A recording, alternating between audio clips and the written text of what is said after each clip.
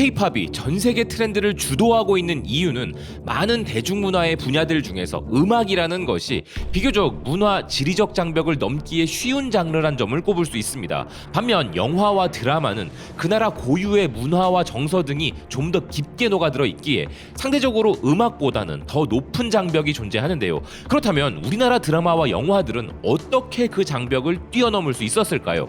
우리나라 드라마와 영화에는 두 가지 무기가 있었다고 평가받고 있습니다. 그중 첫 번째는 전 세계인들이 모두 공감할 수 있는 보편적 메시지를 다룬다는 점이었는데요. 두 번째는 이런 메시지를 그저 눈빛 하나만으로 전달해낸 배우들의 연기력이라는 평가가 나오고 있습니다.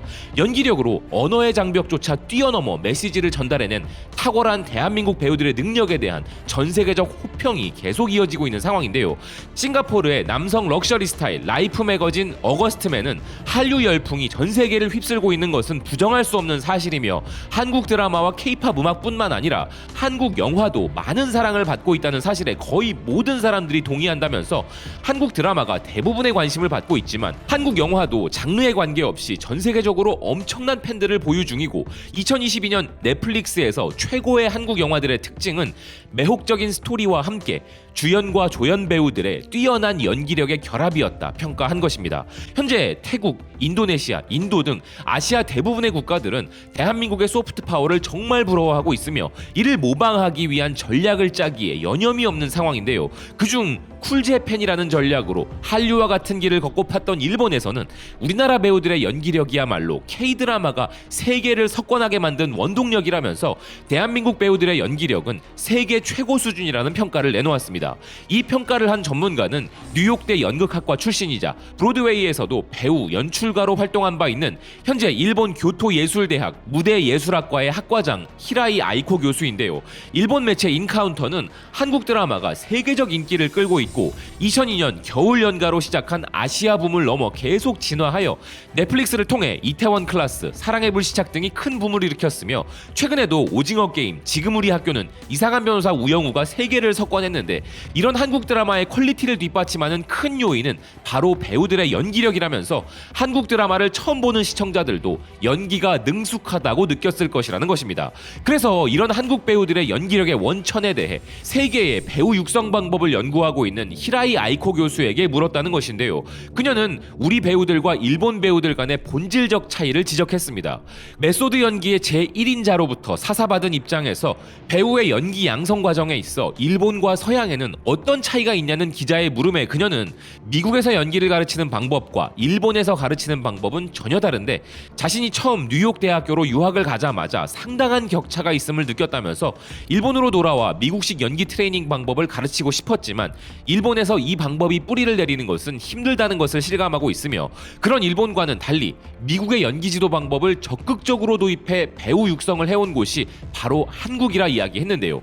미국에서는 과학적이고 체계적으로 연기를 가르치는 한편 일본은 트레이닝도 그다지 하지 않고 그저 모든 것을 현장에서 해결하려고 한다면서 일본의 배우는 원래 재능이 있거나 연기 감각이 있고 외모가 그 역에 맞아도 기본적으로 연기를 현장에서 배워나간다는 것입니다. 미국식 연기의 사고방식인 프로페셔널한 체계적 트레이닝이 세계적 관점에서는 당연한 것인데 일본 배우들은 그런 것이 전혀 없다는 것인데요.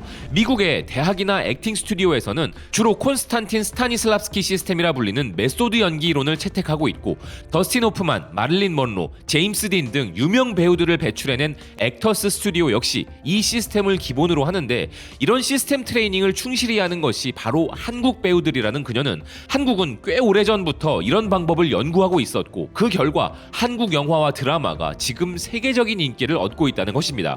그렇기에 한국은 연기 부분에 있어 세계 최첨단을 달리고 있고 한국문화체육관광부가 설립한 한국 최초의 4년제 국립예술대학인 한국예술종합학교가 그 거점이라는 그녀는 미국의 선진적 배우 육성법을 적극적으로 채용해 한국의 전통과 융합시킨 실천적 커리큘럼에 의해 우수한 인재를 많이 배출하고 있는 것이 그 사례라고 설명하고 있습니다.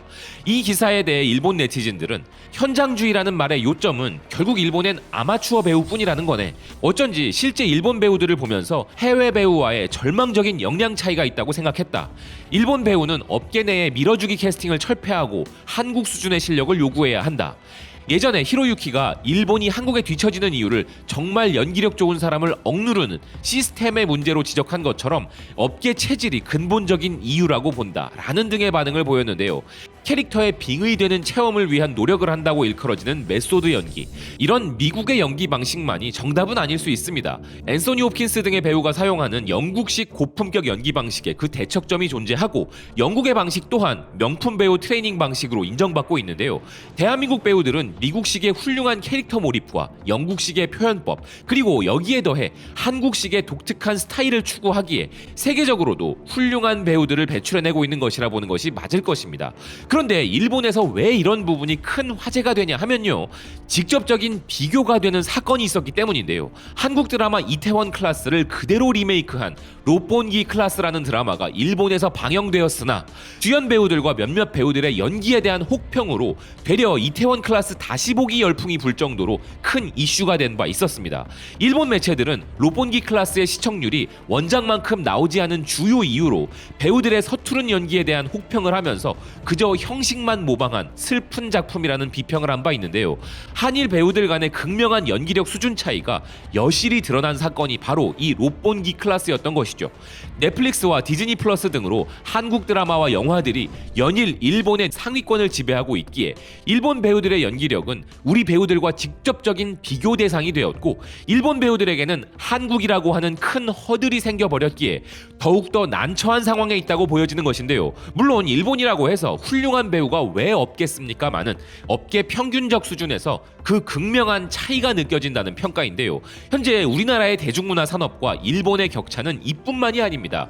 무려 1912년에 창립된 일본 최대의 엔터테인먼트 기업인 요시모토 흥업, 말 그대로 일본 방송국의 압도적 영향력으로 캐스팅을 좌지우지하고 약 6,000명이라는 엄청난 숫자의 아티스트를 보유하고 있는 일본 내 최대 엔터테인먼트 기업인데요. 이런 일본 최정상 기업의 수장인 오사키 히로시조차 K-팝을 J-팝으로 대체하기 위하여 그들이 한국 기업을 따라가야 한다고 주장한 것인데요. 그는 일본 오키나와 기노완시 상공의 강연에서 전 미군 기지 터에 엔터테인먼트와 스포츠, 관광을 융합한 도시를 건설하고 싶다면서 모방하고픈 기업으로 우리나라의 종합 콘텐츠 대기업인 CJ ENM을 꼽았습니다. 그는 CJ ENM이 서울 근교에 건설 중인 CJ 라이브시티에 K-팝 콘서트에 특화된 실내외 6만석 이상의 아레나를 갖추는 것을 소개하면서 K-팝을 J-팝이나 오키나와 문화로 대체해 섬 전체에 엔터테인먼트와 스포츠를 활성화시켜 세계가 주목하는 곳으로 만들고 싶다 역설했는데요. 그러면서 현재 소속 아티스트들의 규모를 생각했을 때도 세계 시장을 노리는 것은 필연이라면서 일본 내수 시장을 벗어나 세계 시장에 진출하겠다는 포부를 세운 것입니다. 그가 말하는 CJ 라이브시티는 한류의 메카를 만들겠다는 포부로 CJ ENM이 경기도 고양시에 건설 중인 대규모 프로젝트인데요. 10만 평에 달하는 부지에 K-팝, 영화, 드라마, 예능을 비롯한 다양한 K 콘텐츠를 망라한 경험시설과 상업, 업무, 숙박시설, 친환경 수변 공간 등을 조성하는 프로젝트인데, 이런 프로젝트를 일본 역시도 추구해야 한다는 것이죠. 허나 문제는 일본에는 이런 한류와 같은 세계적인 문화 영향력이 존재하지 않는 상황에서 남는 부지만 있다고 이런 사업을 추진해봐야 그 결과는 일본의 야심찬 한류 따라잡기였던 쿨재팬과 같은 망조로 갈 것이 안 봐도 뻔해 보이는 부분인데요. 그런데 이 부분이 현재 놀라움을 주는 이유는 우리나라 엔터테인먼트 산업은 불과 얼마 전까지만 해도 일본 엔터테인먼트 산업의 구조를 차용하여 발전해 왔었기 때문입니다. 허나 지금은 그런 상황이 역전되어 일본이 우리나라에 앞서가는 시스템을 따라오기가 버거운 현실이 된 것인데요. 하지만 쿨재팬으로 제대로 망해본 적 있는 일본은 그럼에도 다시 한번 도전에 나섰는데, 이번엔 문화부 장관이 직접 나서서 한류 모방을 표방했습니다. 일본 지지통신은 일본 문화청의 도쿠라 슈니치 장관이 30일 도쿄 도내에서 열린 강연회에서 문화예술 입국을 내걸고 영화, 음악, 전통 예능 등을 산업화하는 것의 중요성을 호소했다면서 돈을 벌 수 있는 문화예술을 만들지 않는 한 문화 입국을 표방할 수 없다는 그가 모델로 내세운 것이 바로 한국이었다는 것인데요. 그는 한국의 K-팝이 세계를 석권하고 있는 것을 예로 들면서 국가와 민간이 함께해 일본의 풍부한 재능이나 자원을 활용하여 최고 수준의 예술을 수출하고 싶다는 의욕을 보인 것입니다.